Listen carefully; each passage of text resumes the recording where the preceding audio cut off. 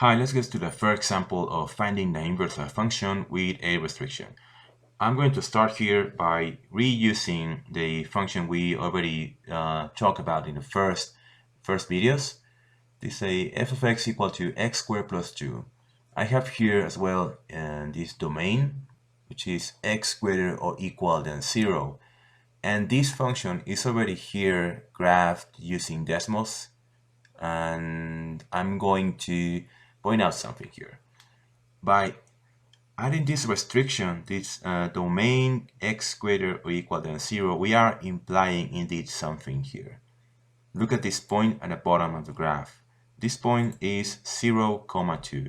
By restricting this function here, we are as well not only restricting its domain, but also its codomain.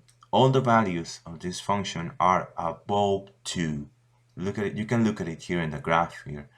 And this is a piece of information that will become very useful in a moment, in the future here. I'm going to sign it here. This restriction of domain implies this. The y values are all greater or equal than 2. And this is the codomain. Just keep in mind, this is just the same thing as the range or image of a function. And okay, let's move forward. I'm going to use, just keep in mind this idea, the domain and codomain of this function. I'm going to apply now the 4 steps we saw for the last class. And starting with the first one here. I'm going to substitute the f of x for a y here. Y is equal to x squared plus 2. Now I'm going to solve this expression for x. That is, I'm going to isolate the x here. I'm going to subtract negative 2 in both sides of the equation, like this. X minus 2 is equal to x squared. And now I'm going to take the square root in both sides of the equation. It will be x equal to the square root of y minus 2. Now this is something important. We have to add here the plus minus here, and this will represent a problem.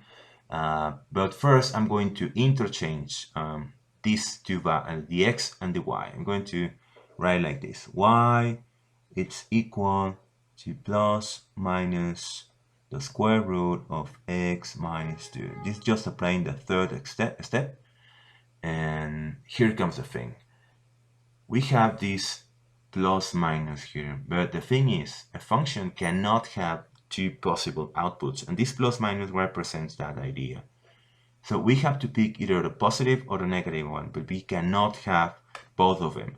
So that is implying that we have here two possible functions here, or two expressions here. It would be the negative square root of x minus 2,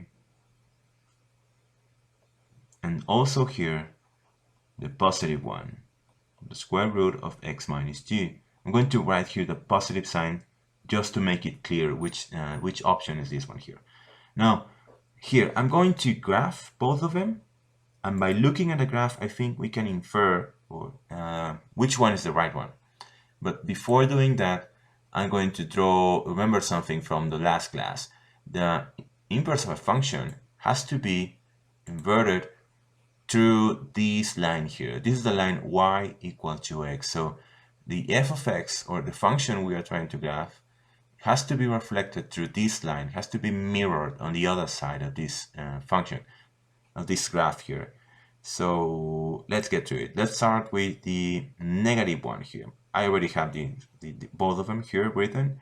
So let's start with the negative one and look at it. Here we go. This one in orange is the negative square root of x minus 2.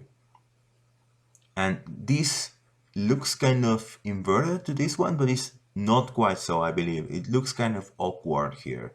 Now I'm going to plot the other one so you can see what happens. Here we go. This is the positive one. This is the positive square root of x minus 2, and it is indeed, it does look inverted regarding this function in black here through this line y is equal to x.